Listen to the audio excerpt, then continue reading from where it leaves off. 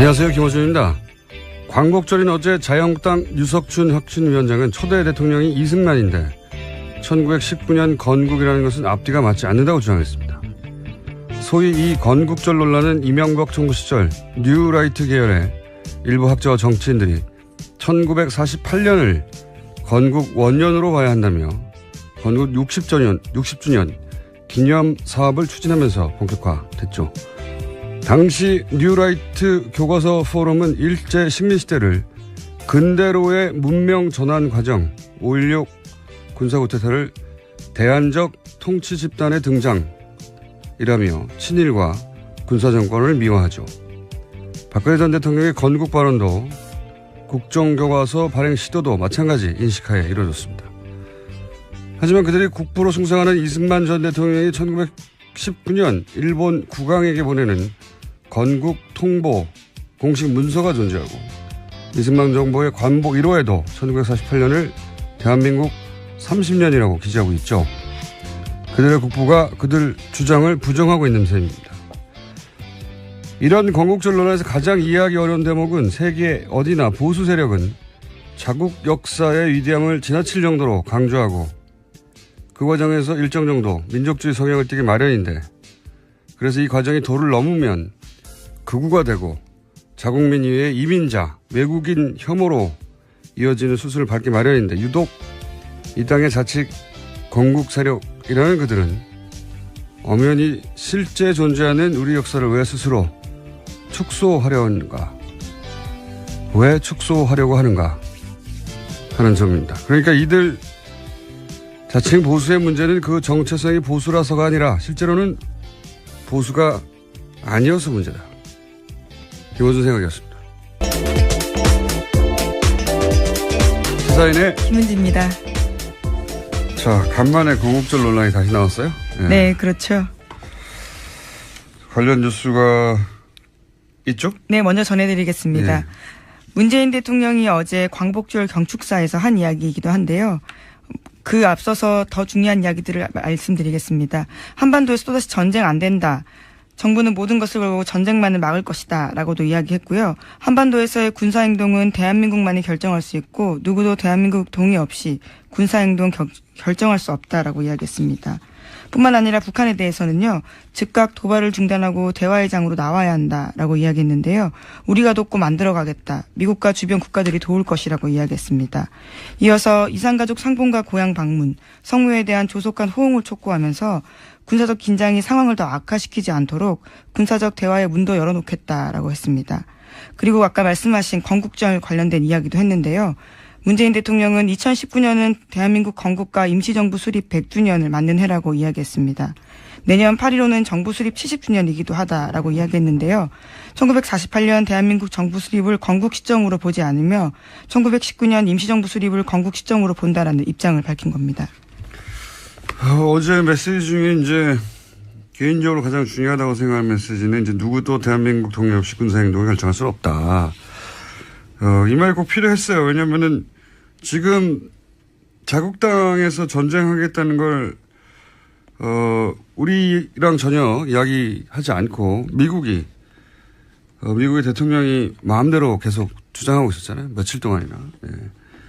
그래서 제가 계속해서 왜 우리 전문가, 우리 전직 국방장관, 우리 학자들, 우리 쪽에서 이 미국의 트럼프 대통령 규탄하지 않느냐. 왜 우리하고 얘기도 없이 마음대로 우리 땅에 전쟁한다고 하느냐.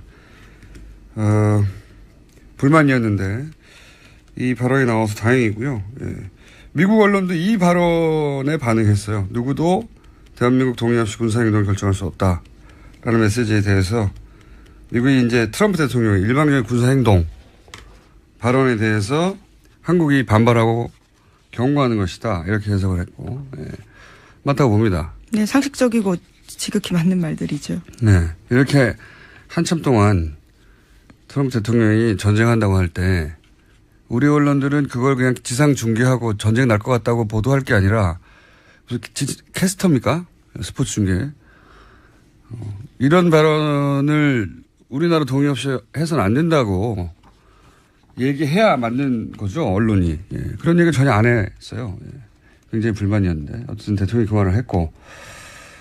그리고 이제 특이하게도 2년 후면 건국 100주년 이 메시지가 아니라 2년 후에 건국 100주년이다 하는 메시지에 주목한 분이 이제 류석천 위원장이었던 거죠. 예. 네, 류석준 자유한국당 혁신위원장이요. 이에 대해서 반박하는 기자회견을 열었습니다. 국가라는 게 성립하려면 정치학 교과서에 나오듯이 국민 영토 주권이 있어야 한다라고 주장하면서요. 그 기준에서 1948년 건국은 자명한 일이다. 논란의 여지가 없다라고 강조했습니다. 이 뉴라이트 전형적인 주장인데 영토 국민 주권이 없어서 안 된다는 건 이 형식 논리로도 모순인 게 애초 주권이 있는데 왜 망명정부를 세웁니까? 예. 형식 논리도 모순이죠. 망명정부가 있다는 건 주권이 없다는 거고 그때 식민지배를 당했다는 건데 근데 이제 이명박 박근혜 정부 시절에 이 뉴라이트 계열의 건국절 주장이 이제 시작된 건데 본격화된 건데 이런 학자들 일부 정치인들만 이런 주장을 한 게 아니라 사회 각 분야 수장들을 이런 사람으로 바꿨어요 그때. 예를 들면 역사 박물관장. 무려 역사 박물관장인데 이 관장 김영직 관장이죠. 뭐라고 했냐면 똑같은 주장인데 임시정부는 선거를 치르지 않았기 때문에 정부가 아니고 독립운동을 한 임의단체에 불과하다 이렇게 주장했거든요. 네, 선거를 치르지 않았기 때문에.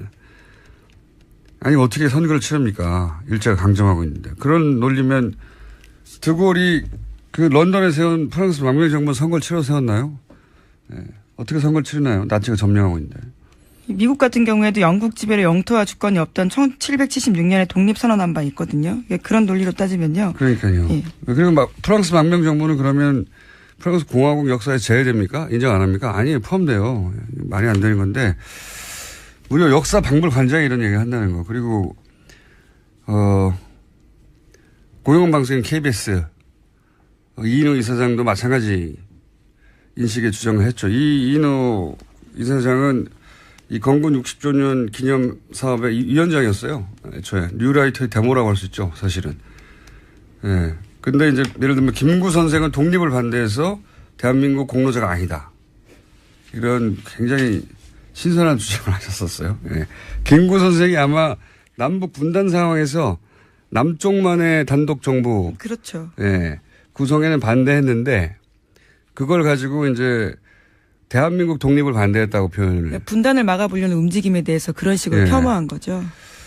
그 독립을 반대해서 대한민국 공로자가 아니라고 하셨고, 예. 그리고 나서 해방 직후에 이제 친일파 청산. 실패했잖아요. 근데 이제 그걸 실패를 합리화해야 하니까 뭐라고 그랬냐면 그게 소련의 지령이었다. 친일파를 청산하라고 주장하신 분입니다. 예. 그래서 실패가 아니라 소련의 지령을 막아내는 게 되는 거죠. 좋은 거죠. 그러니까 친일파 청산을 못한 거는. 뭐 그런 인식을 가진 분들이 학자만 있는 게 아니라 예. 중요한 사회기관, 공공기관의 장으로 여전히 존재하고 계시다.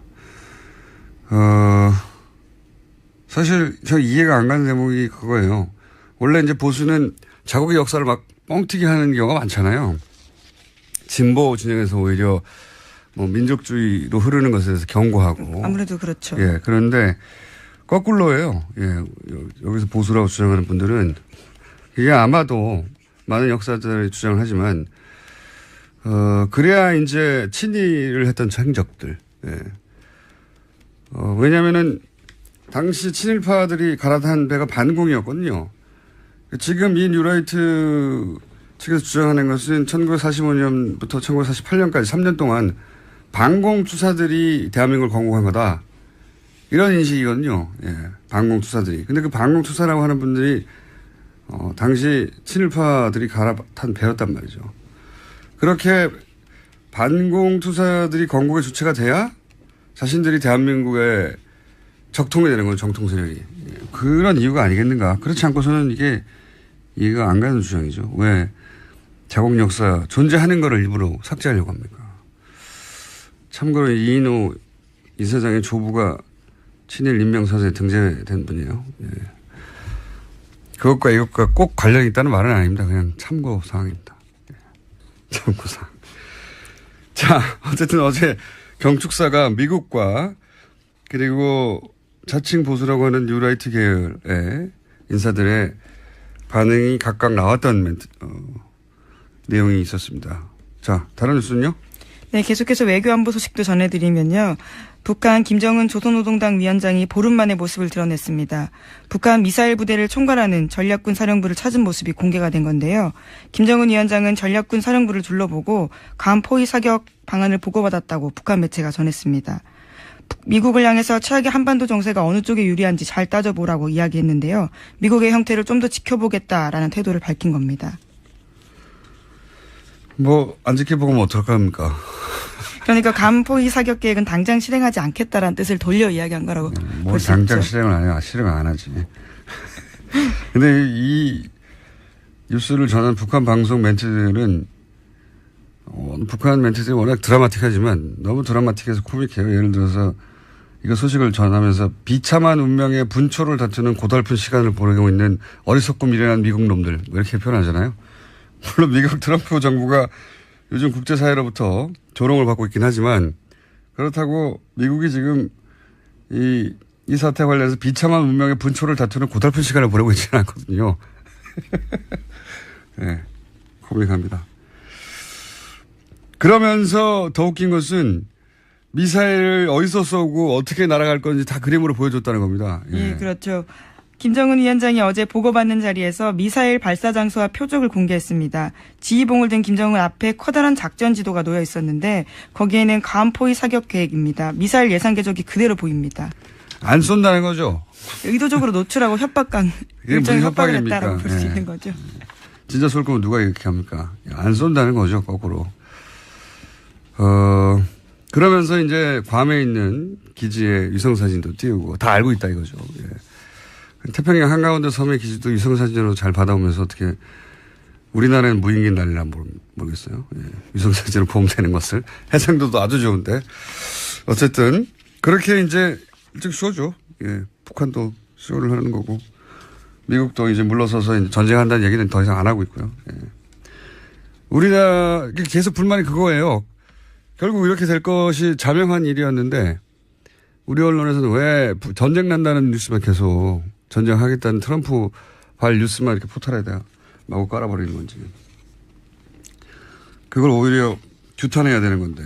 아니 누구 마음대로 우리 땅에 전쟁한다는 거냐고. 자, 다음 뉴스 있습니까? 네, 계속해서 전해드리면요. 국정원 개혁위 관련된 소식도 전해드리겠습니다. 댓글부대 사건 전해드리고 있는데요. 댓글부대 민간인 팀장 30명이 검찰 수사에 넘겨졌다라고 명단이 검찰 수사에 넘겨졌다라는 소식 전해드렸습니다. 이 중에 국정원 퇴직 직원도 있다라고 하는데요. 30명 중에 3명가량이 포함되어 있다라고 합니다. 일명 양지의 회원들인데 검찰은 양지의 회원들로 팀을 꾸려 활동한 걸로 보고 있다라고 합니다. 소위 이제 오비들인데, 예. 국정원 오비들. 저는 이걸 보면서 무슨 걱정이 드냐면 이 오비들에 의한 그 국정원 정치 세력화가 우려된다. 이게 이제 이 댓글이라는 게 국내 정치에 국정원이 개입을 한 거잖아요. 그런데 이제 국정원에서 퇴직한 사람들의 모임, 그 모임의 일부 인사들을 이렇게 팀장화했다는 건데, 원래 국정원은 정치 개입이 금지되어 있습니다. 국정원법상. 네, 국정원법상. 근데 이제 이렇게 민간이 된 신분, 전직 국정원 직원들을 조직화해서 정치 개입을 하게 만든 거잖아요. 예. 국정원 혹은 국정원 오비들에 의한 정치 세력화. 예. 저는 그 때문에 굉장히 우려됩니다. 이미 이런 식으로 10년 이상 지나갔기 때문에 10년 가까이. 아예 정당을 가입하면 모르겠어요. 근데 소위 음지에서 예, 정치 개입을 하는. 이름은 양지회입니다. 예. 음지에서 양지를 지향한다고 해서 양지가 된 건지는 모르겠습니다만. 예, 거기서 기원했다라는 설이 강력합니다. 예. 여하간 양지로 나가야 되는데 여전히 음지에서 정치 세력화하는 국정원 오비들에 대해서 이번에 국정원 TF에서 예, 그 조직도라 할까요? 예, 관계도를 반드시 파악해야 된다. 그런 생각이 듭니다. 다음 뉴스는요? 네, 방산비리 소식 오랜만에 전해드리겠습니다. 한국항공우주산업 그러니까 카이 협력업체 D사 대표 황모 씨가 어제 구속됐습니다. 허위 회계자료를 바탕으로 거액의 대출을 받은 혐의로 구속영장이 청구가 된 건데요. 법원에서는 증거인멸 우려가 있다라면서 영장을 내줬습니다. 검찰의 방산비리 수사에도 탄력이 붙을 전망입니다. 영장을 내줘서 놀랬다는 보도가 있네요. 꼭. 예. 예, 뒤에 말들을 제대로 연결 못해서 죄송합니다. 아니, 최근에 사실, 최근에 영장 실질심사하는 영장 판사들이 이 기각을 많이 했죠. 우병우, 뭐 정유라 기각이 많이 있었잖아요. 최근에. 그러면서 고영태는 구속하고, 그 다음에 달걀 이제 물병 던진 친박단체. 네, 회원으로 추정되는 분이었습니다. 그분도 기각을 해버렸고, 이 카이도 기각을 했었죠. 굉장히 의외의 사건들이 기각이 많이 됐고, 이 사안에 대해서는 내일 한번 제가 오늘 시간이 거의 다 된 것 같아서 다시 한번 자세히 짚어볼 생각인데, 왜냐면 이해가지 않는 대목들이 있어요. 예. 이와가면 이제 카이는 드디어 황모 씨 첫 구속이 됐네요. 예. 카이 관련해서는 첫 구속입니다. 예. 조금 속도가 날리나요? 이 황모 씨라는 분도 잠적했었거든요. 구속영장, 실질심사에 안 나왔죠. 네, 아예 연락을 끊어서 검찰이 추적에 나서기도 했었습니다. 실질심사에 안 나오는 경우 흔치 않거든요. 예. 그런데 사라졌다가 다시 나타났습니다. 그 사이에 뭐 준비를 한 것인지 이왕은 그래서 실질심사를 받았고 구속영장이 발부가 됐다까지 첫 번째 구속입니다. 그런데 구속영장 기각이 최근에 너무 많다. 영장 전담 판사에 의한 이 대목 한번 짚어볼까 합니다. 내일 짚어보죠. 그건. 자, 시간이 거의 다 됐네요. 예. 하나 정도 더 할 수 있을 것 같다고 해놓고 꼭 2개를 하거나 하죠, 제가.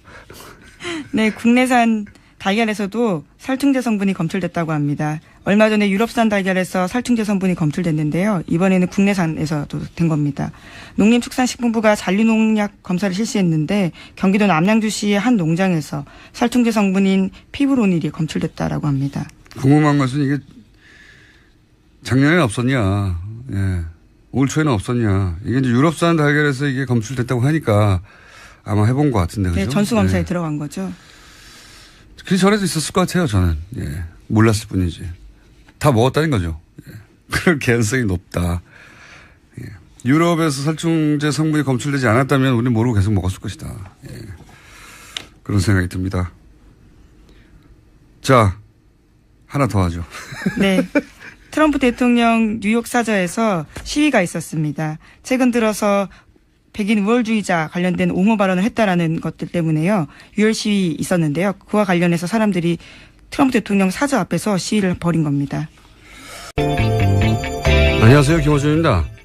광복절인 어제 자유한국당 유석춘 혁신위원장은 초대 대통령이 이승만인데 1919년 건국이라는 것은 앞뒤가 맞지 않는다고 주장했습니다. 소위 이 건국절 논란은 이명박 정부 시절 뉴라이트 계열의 일부 학자와 정치인들이 1948년을 건국 원년으로 봐야 한다며 건국 60주년 기념 사업을 추진하면서 본격화됐죠.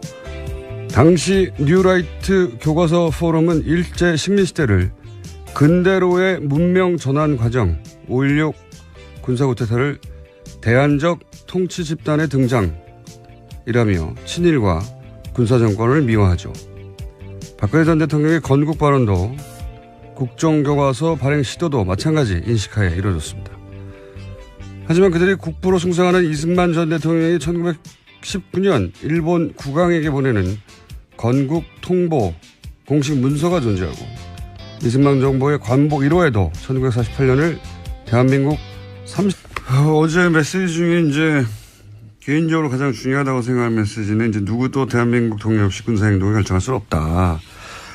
이 말 꼭 필요했어요. 왜냐면은 지금 자국당에서 전쟁하겠다는 걸, 우리랑 전혀 이야기하지 않고 미국의 대통령이 마음대로 계속 주장하고 있었잖아요. 며칠 동안이나. 예.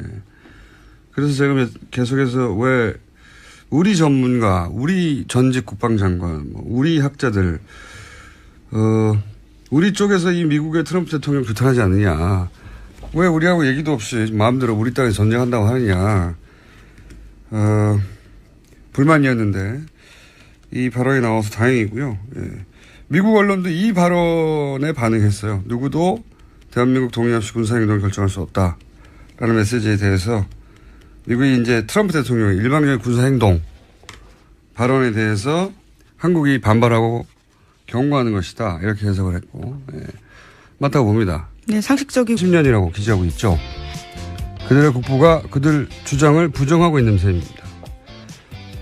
이런 건국절 논란에서 가장 이해하기 어려운 대목은 세계 어디나 보수 세력은 자국 역사의 위대함을 지나칠 정도로 강조하고 그 과정에서 일정 정도 민족주의 성향을 띠기 마련인데 그래서 이 과정이 도를 넘으면 극우가 되고 자국민 이외의 이민자, 외국인 혐오로 이어지는 수순을 밟기 마련인데 유독 이 땅의 자칫 건국 세력이라는 그들은 엄연히 실제 존재하는 우리 역사를 왜 스스로 축소하려 하는가? 왜 축소하려고 하는가? 하는 점입니다. 그러니까 이들 자칭 보수의 문제는 그 정체성이 보수라서가 아니라 실제로는 보수가 아니어서 문제다. 김호준 생각이었습니다. 시사인의 김은지입니다. 자, 간만에 건국절 논란이 다시 나왔어요? 네, 그렇죠. 관련 뉴스가 있죠? 네, 먼저 전해드리겠습니다. 네. 문재인 대통령이 어제 광복절 경축사에서 한 이야기이기도 한데요.